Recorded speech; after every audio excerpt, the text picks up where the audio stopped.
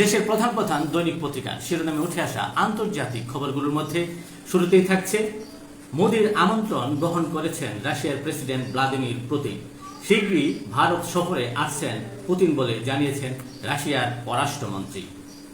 তুরস্কের মানুষ যুদ্ধ শেষ হওয়ার অপেক্ষায়, রাশিয়ার দাবির মুখে যুক্তরাষ্ট্র দৃঢ় অবস্থানে থাকবে বলে আশাবাদ ব্যক্ত করেন জেলেনস্কি। গাজা, সিরিয়া ও লেবাননে হামলা চালাচ্ছে ইসরায়েল। একদিনে হামাসের মুখপাত্র সহ 25 ফিলিস্তিনি নিহত। ইয়েমেনে 2 কোটি মানুষ বাঁচার জন্য সহায়তা প্রয়োজন বলে জানিয়েছে জাতিসংঘ।